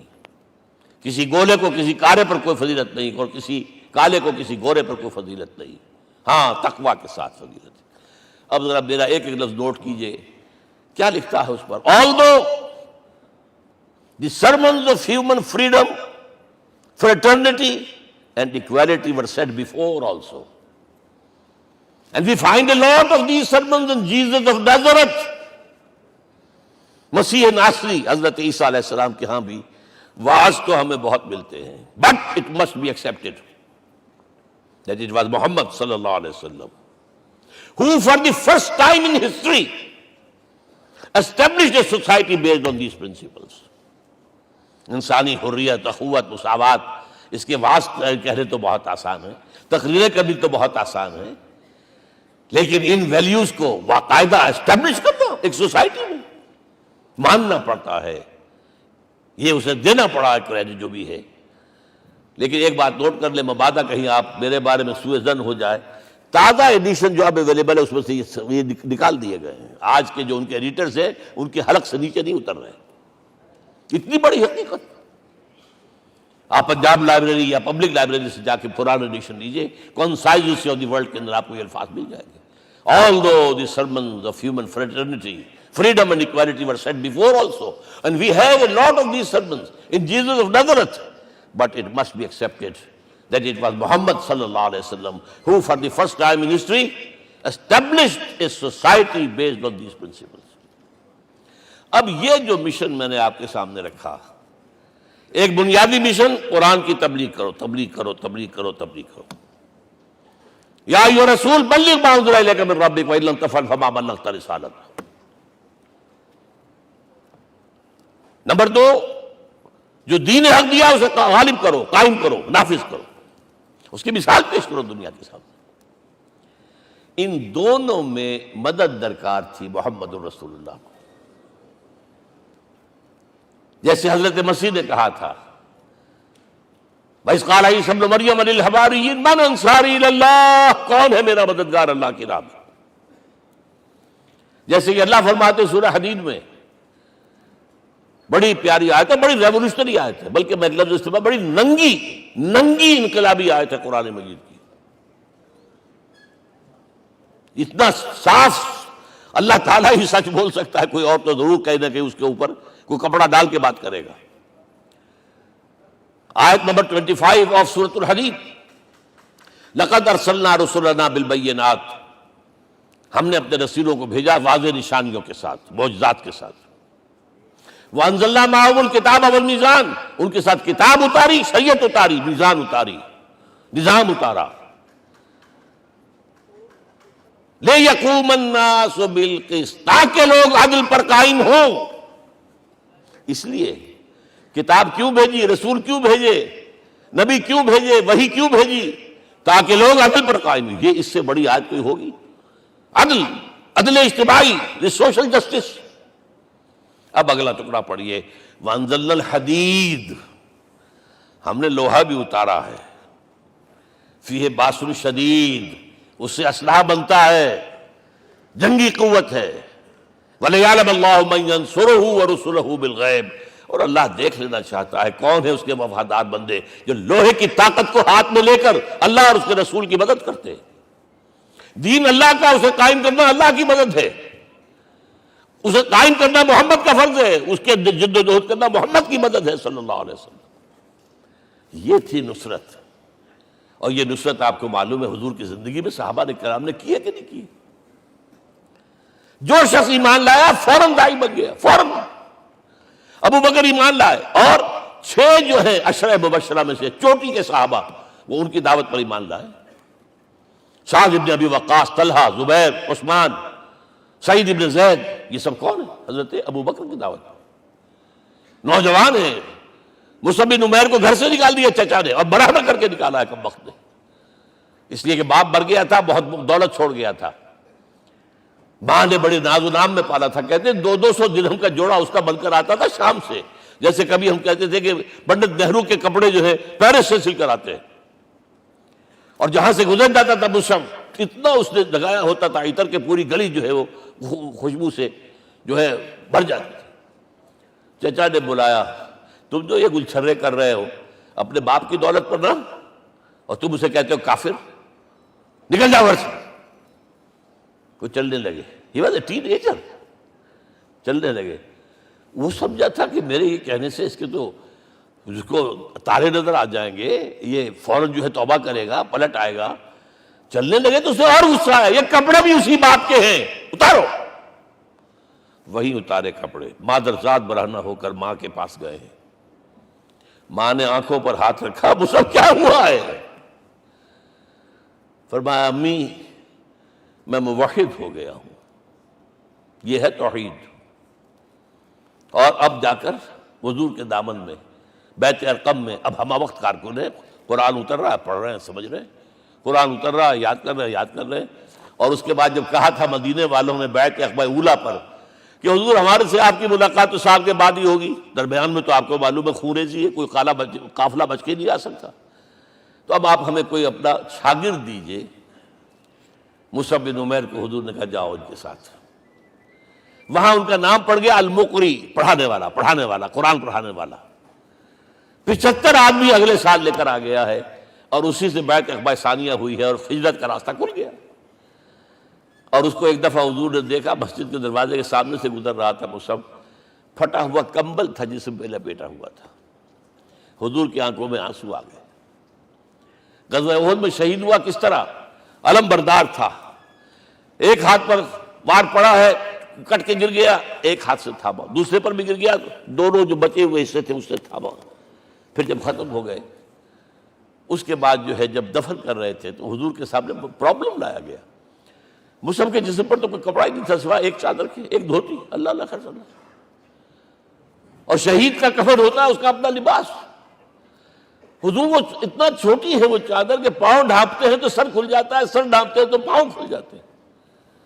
فرمایا سر کو ڈھانپ دو کپڑے سے اور پیروں پر گھاس ڈال دو. That was the last dress which Musab got. تو یہ لوگ جو تھے محمد رسول اللہ والذین معہ، یہ ساتھی حضور کے جنہوں نے حضور کے مشن میں آپ کا ساتھ دیا. اور ایک خاص مرحلے کا تو میں آپ کے سامنے ذکر ہی کر دوں، اس لیے کہ دین کی اقامت، دین کا غلبہ، اس میں تو جہاد اور قتال آئے گا لا محالہ. Nobody is going to allow you to change the system. اگر سسٹم بدلتا ہے تو اس کے ساتھ جو مفادات بدلتے ہیں وہ ختم ہو جاتے ہیں، جو پرولیجز ہیں وہ ختم ہو جاتے ہیں. لہذا جب غزوہ بدر کا مرحلہ آیا ہے، حضور نے مجلس شورا منعقد کی، اور آپ نے جو وہی سے آپ کو بتا دیا گیا تھا، دیکھو ایک قافلہ آ رہا ہے شمال سے، مال غنیمت سے لدا پھدا ہے، اور 50 صرف اس کے ساتھ محافظ ہیں. ایک لشکر آ رہا ہے جنوب سے، گیل کانٹے سے لیس، اور اللہ نے وعدہ کیا ہے کہ ایک پر ضرور تمہیں فتح دے گا، بتاؤ کدھر چلے. یہ اصل میں کسی بھی سپہ سالار کے لیے وقت ہوتا ہے کہ اپنے ساتھیوں کے مورال کا اندازہ کرے. کچھ ہوں گے ہم جیسے کمزور بھی، انہوں نے کہا کہ حضور پہلے قافلے کی طرف چلے، آسانی سے فتح بھی ہو جائے گی اور ہتھیار مل جائیں گے ہمیں. ہمارے پاس تو ہتھیار بھی نہیں ہے، گنتی کے لوگوں کے پاس تلواریں بھی نہیں سب کے پاس، تو 50 آدمیوں کے ہتھیار تو ملیں گے، پھر لشکر سے نپٹ لیں. اب حضور کہہ رہے ہیں اشیرونی اشیرونی اشیرونی. حضرت مقداد بن اسود کھڑے ہوتے ہیں، حضور ہمیں موسیٰ کے ساتھی نہ سمجھیے جنہوں نے کہہ دیا فَذَهَبْ أَنْتَ وَرَبُّكَ فَقَاتِلَا إِنَّا هَاهُنَا قَاعِدُونَ. ہم موسیٰ کے ساتھی نہیں ہیں، ہم آپ کے جانثار ہیں. آپ جو آپ کی نیت ہے آپ بسم اللہ کیجیے، اب آپ کو کیا پتا ہمارے ذریعے آپ کو اللہ تعالیٰ آنکھوں کی ٹھنڈک عطا فرمائے. حضور پھر فرمایا مجھے مشورہ دو، مجھے مشورہ دو. تب خیال آیا سعد ابن عبادہ رضی اللہ تعالیٰ عنہ کو، جو رئیس انصار تھے، ہو نہ ہو یہ ہماری طرف روئے سخن ہے، کیونکہ بیعت عقبہ ثانیہ جس کے نتیجے میں ہجرت ہوئی ہے اس میں طے یہ ہوا تھا کہ اگر یہ مکے والے مدینے پر حملہ آور ہوں گے آپ کو ختم کرنے کے لیے، ہم آپ کی حفاظت ایسے ہی کریں گے جیسے اپنے بیوی بچوں کی. اور ابھی مدینے پر حملہ ہوا نہیں ہے، حضور پری ایمپٹ کر رہے ہیں، باہر نکل کر مقابلہ کرنا چاہ رہے ہیں. تو گویا کہ انصار کور نہیں ہوتے اس کے اندر، اس لیے بار بار اشیرونی، مجھے مشورہ دو. اب سعد بن عبادہ کھڑے ہوتے ہیں، کانک تعنینا یا رسول اللہ صلی اللہ علیہ وسلم، اے اللہ کے رسول شاید آپ کا روئے سخن ہماری جانب ہے. فإنا آمنا بک وصدقناک، ہم آپ پر ایمان لا چکے ہیں، ہم نے آپ کی تصدیق کی، اب ہمارے پاس چوائس کون سا ہے؟ اگر آپ آگے چلیں ہم پیچھے چلیں گے، اگر برق الغباد تک پہنچیں گے ہم اپنی اونٹنیوں کو دبلا کر دیں گے، یمن کا آخری شہر جو ہے برق الغباد، اور اگر آپ ساحل سمندر پر کھڑے ہو کر اپنی سواری سمندر میں ڈالیں گے ہم بھی ڈال دیں۔ بہرحال یہ مراحل ہیں کہ جن سے گزر کر حضور نے اللہ کے دین کو غالب کیا اور قائم کیا، اور اس ہر سطح پر، ہر مرحلے پر صحابہ کرام نے آپ کا ساتھ دیا۔ جہاں آپ کا پسینہ گرا وہاں انہوں نے اپنی خون کی ندیاں بہا دی۔ محمد رسول اللہ والذین معہ اشداء علی الکفار رحماء بینہم، یہ ہے در حقیقت عظمت محمد صلی اللہ علیہ وسلم۔ آج کے دور میں سمجھ لیجیے اچھی طرح، یہ دور جس کا کہ فاتح ہے حضور، فاتح سے مطلب افتتاح کرنے والے، اس دور میں اجتماعی نظام کی اصل اہمیت ہے۔ اجتماعی نظام غلط ہے، ایکسپلائٹیٹو ہے، تقسیم دولت کا نظام غلط ہے۔ کیا ہوگا؟ ایک طرف دولت جمع ہوگی، ایکومولیشن آف ویلتھ، ایک طرف بھوک، افلاس، فاقہ ہوگا۔ شاہ ولی اللہ دہلوی کہتے ہیں کہ جس معاشرے میں تقسیم دولت کا نظام غلط ہو جائے، یہ دو دھاری تلوار ہے، دو دھاری، دونوں طرف کاٹتی ہے۔ ایک طرف دولت جمع ہوگی تو عیاشیاں ہوں گی، بدماشیاں ہوں گی، گلچرے ہوں گے، وہ بھی خراب، معاشرے کے لیے خراب، اور ایک طرف فقر ہوگا اور بھوک ہوگی اور فاقہ ہوگا، یہ بھی خراب۔ اس لیے کہ حضور فرماتے ہیں کاد الفقر و یکون کفرا، فقر تو انسان کو کفر کی حد تک پہنچا دیتا ہے، لہذا فقر کو کل نظام کو توڑنا ہوگا۔ یہ الفاظ شاہ ولی اللہ دہلوی رحمۃ اللہ علیہ کے، جو 12ویں صدی ہجری کے مجدد ہیں۔ اس نظام کو بدلنا، اب آپ سوچئے حضور صلی اللہ علیہ وسلم نے جب اپنے اس مشن کی تکمیل کر لی، تو میں اب دو باتیں آپ کو بتا رہا ہوں۔ چونکہ حضور کی بعثت صرف عرب کے لیے نہیں تھی، صرف عربوں کے لیے نہیں تھی، صرف ملک عرب کے لیے نہیں تھی۔ اگر یہ ہوتا تو آپ کا کام مکمل ہو گیا تھا، پورے عرب میں اللہ کی حکومت قائم ہو گئی، ایک ایک شخص تک قرآن پہنچ گیا۔ لیکن 5 جگہ قرآن میں آیا ہے وَمَا أَرْسَلْنَاكَ إِلَّا كَافَّةً لِلنَّاسِ بَشِيرًا وَنَذِيرًا، ہم نے نہیں بھیجا آپ کو مگر تمام انسانوں کے لیے بشیر اور نذیر بنا کر۔ لہذا کام مکمل نہیں ہوا۔ اقبال کہتا ہے وقت فرصت ہے کہاں، کام ابھی باقی ہے، نور توحید کا اتمام ابھی باقی ہے۔ یہ بھی تکمیل رسالت کا مظہر ہے کہ حضور سے پہلے کوئی رسول پوری نوع انسانی کے لیے نہیں بھیجا گیا، آپ پہلے رسول ہیں اللہ کے اور آخری جو پوری نوع انسانی کے لیے بھیجے گئے۔ حضرت عیسیٰ نے بھی یہی کہا تھا اپنے حوارین سے، تو سینٹ پال نے اسے تبلیغی مذہب بنایا ہے۔ انجیل میں اب بھی الفاظ موجود ہیں کہ I have been sent in search of the lost sheep of the house of Israel، میں تو اسرائیل کے گھرانے کی کھوئی ہوئی بھیڑوں کی تلاش میں بھیجا گیا ہوں، صرف بنی اسرائیل کے لیے۔ قرآن بھی کہتا ہے رسولا الی بنی اسرائیل، واحد رسول ہیں جو پوری دنیا کے لیے بھیجے گئے۔ اچھا کہہ دینا تو آسان ہو گیا، اس کا مطلب کیا ہے؟ جب تک پوری دنیا پر اللہ کا دین غالب نہ ہو، محمد کا مقصد بعثت ہنوز شرمندہ تکمیل ہے، اور یہ ہوگا، اس کی خبر دی ہے۔ یہ ایک تحفہ میں لے کر آیا آپ کے لیے، 8 صفحے ہیں، لیکن یہ سمجھیے کہ یہ سونے کے حروف سے شر لکھے ہوئے ہیں، وہ احادیث، وہ آیات جن میں حضور نے خبر دی ہے کہ پوری دنیا پر اللہ کا دین غالب ہوگا۔ ہو نہیں سکتا کہ دنیا ختم ہو جائے اور محمد کا مقصد بعثت ابھی مکمل نہ ہو، ناممکن۔ ان آیات کو پڑھیے، ان میں پھر احادیث پڑھیے۔ میں صرف 2 حدیثیں آپ کو سنا دوں۔ ایک میں حضور نے اپنے زمانے سے لے کر قیامت تک کے 5 ادوار گنائے ہیں، آپ پڑھ لیجیے گا، ٹیکسٹ ہے یہ، اور خدا کے لیے اس کی قدر کیجیے گا، یہ آیات ہیں، احادیث پھینک نہ دیجیے خدا کے لیے کہیں۔ اور اس کے اندر جو ہے اس وقت کے جو مایوسی کے اندھیارے ہمارے اوپر چھائے ہوئے ہیں، اس کا علاج ہے کہ نہیں، اور بھی دور فلک ہیں ابھی آنے والے، ناز اتنا نہ کریں ہم کو ستانے والے۔ بہرحال حضور نے جب اپنا مشن عرب کی حد تک مکمل کر لیا تو اب ایک بات نوٹ کیجئے، خطبہ حجۃ الوداع 1.25 لاکھ کا بجوا، حضور نے اپنے اس خطبے میں اپنی تعلیمات کے جو اہم نکات تھے انہیں اور دہرایا، 3 مرتبہ ایک بات کی ہے۔ لاؤڈ اسپیکر تو تھا نہیں. پہلے آپ ادھر رخ کرتے تھے, آپ کہتے تھے کچھ, ادھر لوگ آدمی آگے کھڑا ہوا اس کو آگے پہنچاتا اور آگے پہنچاتا تھا. پھر آپ سامنے رخ کر کے کہتے تھے, پھر بائیں طرف رخ کر کے 3 مرتبہ, ایک ایک لفظ 3 مرتبہ. آخر میں ایک سوال کیا ہے, الا هل بلغت, دیکھو لوگوں میں نے پہنچا دیا یا نہیں. کیونکہ قرآن میں تحدید آئی تھی, اے نبی, یا ایھا النبی بلغ ما انزل الیک من ربک وان لم تفعل فما بلغت رسالتہ.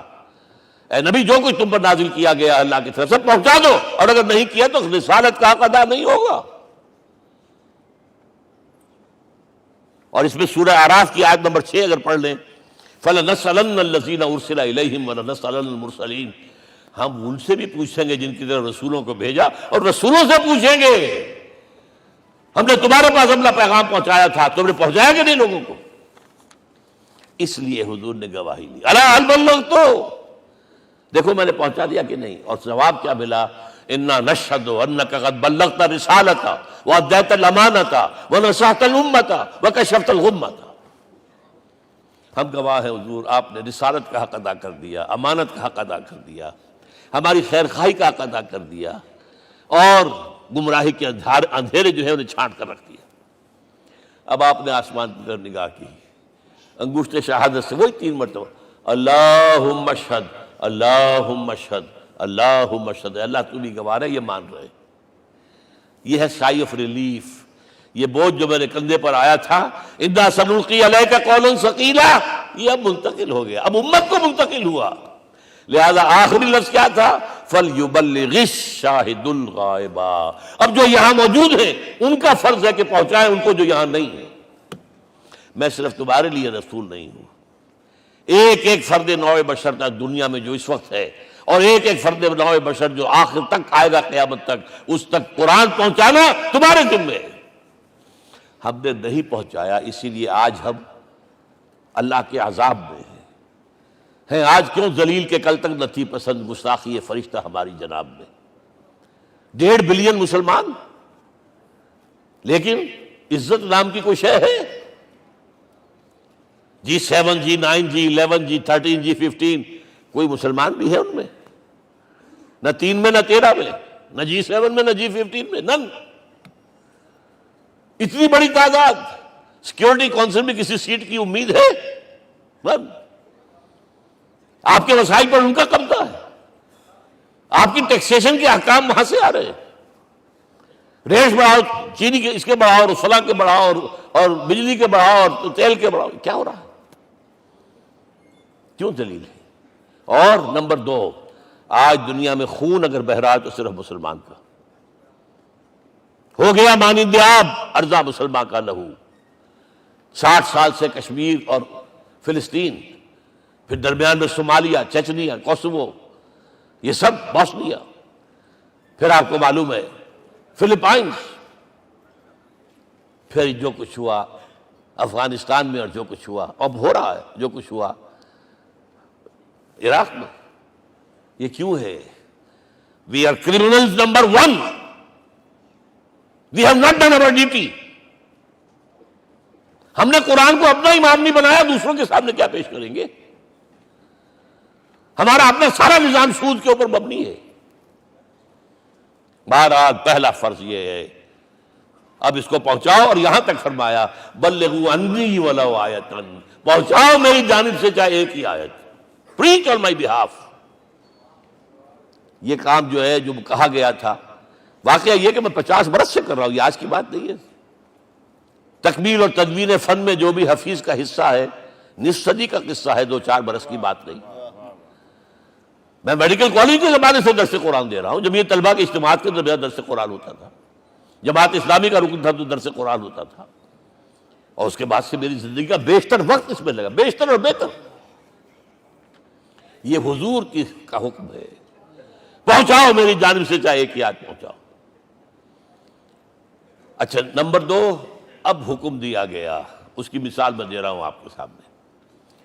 جب ایران کے ساتھ جنگ شروع ہوئی ہے تو سپہ سالار افواج ایران رستم نے وفد بلایا ایک. اے عربو, تم پہلے بھی ہم پر حملے کیا کرتے تھے, لیکن پہلے لوٹ مار کر کے واپس چلے جاتے تھے. یہ جان لیجئے یہ ہسٹری کا ایک موقع ہے خاص کہ ایک سیٹلڈ سویلائزیشنز ہوتی ہیں اور ایک وہ جو رہتے ہیں سطح مرتفع پر، وہاں پانی نہیں ہوتا، وہ فصل کہاں سے آ جائے گی. یا ریگستان میں جو وہاں بستے ہیں وہ کیا کرتے ہیں؟ وہ وقتاً فوقتاً جاتے ہیں، جپٹا مارتے ہیں، لوٹ مار کرتے ہیں، لے کر وہاں سے دولت آتے ہیں. اسی پر ان کی گزارا تھا. تو پہلے بھی آیا کرتے تھے، لوٹ مار کر کے چلے جاتے. اس دفعہ پیچھا بھی چھوڑ رہے، وجہ کیا؟ ایسی پیاری، یہ کئی روایتوں میں آیا ہے، الفاظ مختلف ہو سکتے ہیں. جو مسلمان وفد کا سربراہ تھا اس کا جواب سنیے. انا قد ارسلنا، دیکھو رستم پہلے ہم خود آتے تھے، اب ہمیں بھیجا گیا ہے. اللہ نے بھیجا محمد کو، محمد نے بھیجا ہمیں صلی اللہ علیہ وسلم. کس لیے؟ لنخرج الناس من ظلمات الجہالت الى نور الایمان ومن جور الملوک الى عدل الاسلام. اس لیے بھیجا گیا ہمیں کہ نوع انسانی کو شرک اور کفر کی جہالتوں سے نکال کر ایمان کی روشنی میں لائیں اور بادشاہوں کے ظلم و ستم کے پنجے سے نجات دلا کر عدل اسلام. دیکھو ہمارا خلیفہ چٹائی پر بیٹھتا ہے عمر رضی اللہ تعالیٰ عنہ، اس کے تو کوئی خدم و حشم نہیں ہے، کوئی باڈی گارڈ نہیں ہے. ایک آیا تھا سفیر ایران کا، مدینے میں آ کر گھوما پھرا، کوئی محل نظر نہیں آیا اسے. پوچھتا ہے مسلمانوں سے اینا ملککم، بھائی تمہارا بادشاہ کہاں ہوتا ہے؟ جواب ملا لیس لنا ملکن بل لنا امیر، ہمارا کوئی بادشاہ نہیں، ہمارا امیر ہے. کہاں ہے بھائی؟ ہمارے بیت المال کے کچھ اونٹ گم ہو گئے تھے کہ بھائی ملے نہیں، ہمارا خلیفہ تلاش کرنے گیا. اب اس نے کسی کو لیا ہوگا، آئیڈینٹیفائی کر سکے، ڈھونڈ کر جا کر ایک جگہ دیکھا. دھوپ تیز ہو گئی تھی، حضرت عمر تھک گئے تھے، لہذا ایک درخت کے سائے میں اپنے کوڑے کا تکیہ بنا کر لیٹے ہوئے استراحت فرما رہے. کوئی خادم نہیں، کوئی خدم و حشم نہیں، کوئی باڈی گارڈ نہیں. اس وقت وہ کھڑے ہو کر کہتا ہے عمر تم عدل کرتے ہو، تمہیں کوئی خوف نہیں ہے. ہمارے بادشاہ ظلم کرتے ہیں، وہ لوگوں کا خون پیتے ہیں، انہیں ہر وقت ڈر رہتا ہے. انہیں اونچی اونچی فصیلیں چاہیے، انہیں باڈی گارڈ چاہیے، انہیں حفاظتی دستے چاہیے. یہ مثال پیش کی ہے نا، یہ کوئی فیری ٹیلز تو نہیں ہے، یہ تو آج کی تاریخ ہے. 1400 برس پرانی تاریخ ہے بھائی، کوئی پرانی نہیں ہے، کوئی 10,000 سال پرانی بات نہیں ہے. اور وہی عمر ہے، انہیں بلایا گیا ہے بیت المقدس. وہاں جو مسلمانوں کا محاصرہ تھا وہ طول کھینچ گیا، فصیل بہت اونچی مضبوط، اور اندر ہر طرح کا رسد بھی موجود ہے، راشن بھی ہے، پانی بھی ہے. عیسائیوں کا قبضہ تھا. عیسائی پادری آئے فصیل پر، مسلمانوں تم اگر قیامت تک بھی یہاں پڑے رہے محاصرہ کر کے، یہ کبھی فتح نہیں ہوگا شہر. ہاں یہ فتح ہونا ہے، ہماری کتابوں میں ہے، لیکن ایک درویش بادشاہ کے ہاتھوں فتح ہوگا. تمہارے اندر ہمیں وہ درویشی نظر نہیں آ رہی.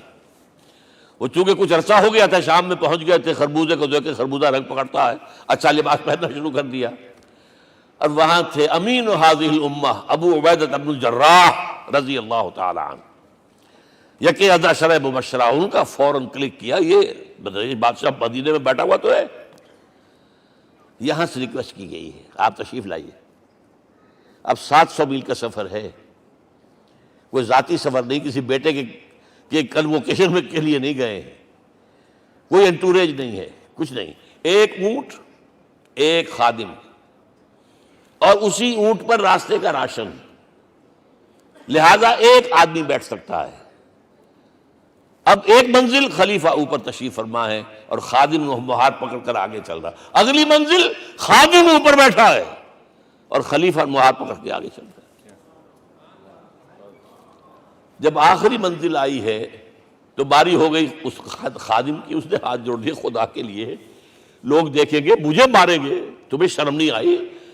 خلیفۃ المسلمین جو ہے وہ آگے آگے تمہارے چل رہے تھے، تم براجمان تھے. حضرت عمر نے ڈانٹ پلائی، دوڑو دوڑو، نہیں، باری تمہاری ہے. وہ بیٹھا ہوا اوپر، حضرت عمر پنکیل پکڑ کر آ رہے ہیں، اور بیچ میں کہیں کیچڑ آ گیا تھا، جوتیاں بھی ہاتھ میں پکڑی ہوئی ہیں. اب وہاں آتے ہی انہیں لے جایا گیا فصیل کے سامنے. انہوں نے اوپر سے اپنی کتابیں دیکھیں، ہاں یہی ہے درویش بادشاہ. یہ فتح نہیں ہوا تھا یروشلم، یہ ایک صلح کے طور پر انہوں نے دیا ہے، کھول دیا، آ جاؤ۔ اور انہوں نے شرط رکھوائی تھی کہ کہیں یہاں یہودیوں کو آباد نہیں ہونے دیں گے آپ۔ حضرت عمر نے اتنی رعایت کی تھی یہودیوں کے لیے کہ وہ یہاں آئیں، اپنے مقدس مقامات کی زیارت کر کے جا سکتے ہیں، لیکن یہاں سیٹل نہیں ہو سکتے، اس لیے وعدہ تھا۔ یہ وعدہ جو ہے سلطان عبدالحمید خان تک چلا ہے۔ بڑی سے بڑی رشوت پیش کی تھی زائنسٹ نے، تمہارے سارے قرضے ہم ختم کر دیں گے، تم جو ہے ہمیں فلسطین میں آباد ہونے کا حق دے دو۔ نہیں، جو معاہدہ عمر کا تھا اس میں کوئی ترمیم نہیں کر سکتا۔ تو یہ مثالیں ہیں جو پیش کی گئی ہیں۔ میں تو کہا کرتا ہوں، جب میں نے پڑھا تھا کہ کرنل جمال عبد الناصر کی بیٹی سائیکل پر جاتی ہے کالج، کیو این لائی کی بیٹی بھی سائیکل پر کالج جاتی ہے، احساس ہوا تھا عظمت ہے نا آخر، چاہے وہ کسی غیر میں ہو۔ اور واقعہ یہ ہے کہ میں بیان کرنے سے رہ نہیں سکتا، جب میں نے لال بہادر شاستری کے بارے میں سنا، he had no house in the whole of India۔ یہ تو بھارت کی ڈیموکریسی کا ایک معجزہ ہے۔ A person who doesn't own a house in the whole length and breadth of India and he rose to the position of prime minister۔ ہمارے ہاں کسی میونسپلٹی کا جو ہے ممبر نہیں بن سکتا، اس کی بیوی اپنے گھر میں خود کھانا پکاتی تھی، کوئی ملازم نہیں تھا۔ اور جب ہارٹ اٹیک ہوا ہے تاشقند میں، تو وہ جو مرتے دم بات کی ہے اس نے ماتا جی سے کی ہے، بیوی سے نہیں کی۔ یہ ہماری مشرقی روایات ہیں، ماں کا مقام۔ لیکن یہ تمام مثالیں جو ہیں، پوری نوع انسانی 10 مرتبہ پیدا ہو کر ختم ہو جائے، حضرت عمر والی مثالیں نہیں لا سکتے۔ رات کو گشت کر رہے ہیں، ایک جگہ سے رونے کی آواز آئی، معلوم ہوا کہ بچے ہیں، بھوکے ہیں، رو رہے ہیں۔ ماں سے پوچھا گیا کیا معاملہ ہے، کہ کیا کروں، کچھ نہیں ہے، میں نے یہ آنڈی چڑھا دی ہے، چولہے کے اوپر آگ جلا دی ہے، بچوں سے کہا کچھ پک رہا ہے، ذرا انتظار کرو، سو جائیں گے۔ کانپ گئے، ایسے گئے سیدھے بیت المال، آٹے کی بوری اپنے غلام سے کہا میرے کندھے پر رکھ، میں لے چلتا ہوں۔ نہیں، قیامت کے دن تم میرا بوجھ نہیں اٹھا سکو گے۔ اپنے کندھے پر بوری رکھ کر لائے ہیں، کھانا پکوایا، کھلایا بچوں کو۔ اب اگر حضور یہ کہے کہ سید القوم خادم ہوں، تو یہ حقیقت تھی کہ نہیں تھی؟ ورنہ اگر یہ مثال نہ آتی تو کہتے ہیں جی شاعری تو اچھی ہے، بہت اچھا شعر کہہ دیا، کوئی سردار بھی کبھی خادم ہوا ہے۔ اب یہ ہے کہ یہ نظام دنیا میں، بس آخری بات پہ میں آ گیا ہوں، یہ خوشخبریاں میں آپ کے ساتھ یہ تحفہ لے کر آیا، یہ پڑھیے کہ نظام دوبارہ آنا ہے۔ محمد کی پیشن کوئی غلط نہیں ہو سکتی، وہ صادق المصدوق صلی اللہ علیہ وسلم۔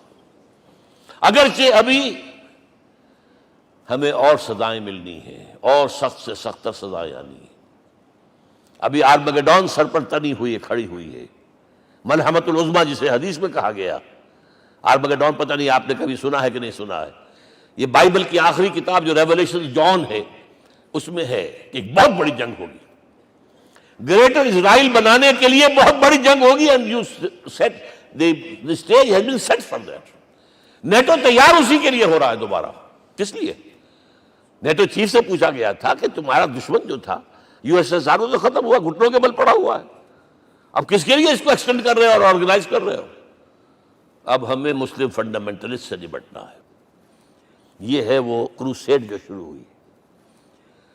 یہودی اور عیسائی نیو کنزرویٹوز، نیو کونس، یہ دونوں جڑے ہوئے ہیں، ایک 5 پوائنٹ ایجنڈا ہے ان کا جس پر دونوں کا اتفاق ہے۔ تو ابھی ہم پر بڑے برے وقت آنے ہیں، ہمیں سزائیں ابھی اور ملنی ہیں، لیکن ٹیبلز ول بی ٹرنڈ، دنیا میں اللہ کا دین قائم ہوگا، چاہے ابھی اور اپس اینڈ ڈاؤنز آئیں گے، لیکن ہوگا، لیکن ہوگی، وہ وقت آئے گا اللہ کا دین قائم ہوگا پوری دنیا میں۔ ایک حدیث میں آپ کو سنانے چلا تھا، حضرت ثوبان سے رضی اللہ تعالیٰ عنہ، مسلم شریف کی روایت ہے، حضور نے فرمایا ان اللہ زوالی الارض، اللہ نے میرے لیے پوری زمین کو لپیٹ دیا، فرائے تو مشارقہا و مغاربہا، میں نے اس کے سارے مشرق دیکھ لیے، سارے مغرب دیکھ لیے، وَإِنَّ أُمَّتِي سَيَبْلُغُ مُلْكُهَا مَا زُوِّئَ لِي مِنْهَا، میری امت کی حکومت ان تمام علاقوں پر قائم ہو کر رہے گی جو اللہ نے زمین کو لپیٹ کر مجھے دکھا دیے۔ یہ ہونا ہے، and that is going to be the end of this world۔ Armageddon بھی آ جائے گی، پہلے ملحمۃ العظمیٰ بھی آئے گا، سزائیں بھی ملیں گی، بالآخر وہ ہوگا۔ لیکن آخری بات، میرے اور آپ کے لیے مسئلہ لمحہ فکریہ کیا ہے؟ میں اور آپ کہاں کھڑے ہیں؟ Are we on the side of Allah or on the side of America?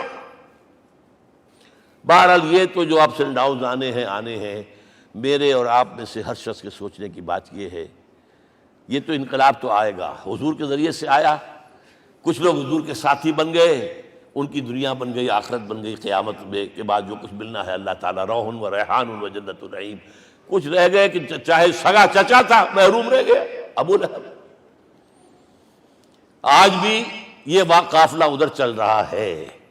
Iqbal نے بالکل ٹھیک کہا ہے کہ دنیا کو ہے پھر مار کا روح و بدن پیش، تہذیب نے پھر اپنے درندوں کو ابھارا، اللہ کو پابر دیے مومن پہ بھروسہ، ابلیس کو یورپ کی مشینوں کا سہارا۔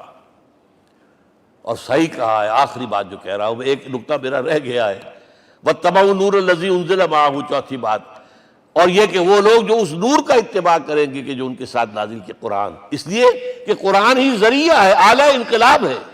قرآن انسانوں کو بدلتا ہے، افراد کو، افراد مل کر جماعت بن کر وہ جو انقلاب برپا کرتے ہیں، بٹ انڈیویجول چینج۔ اقبال کے الفاظ میں چوں بجا در رفت جہاں دیگر شود، یہ قرآن اگر کسی کے باطن میں اتر جاتا ہے تو اس کے اندر انقلاب آ جاتا ہے، he is a change person from within. وَاتَّبَعُوا النُّورَ الَّذِي أُنزِلَ مَعَهُ۔ لیکن آخری دور کے بارے میں یہ چند اشعار سنا رہا ہوں۔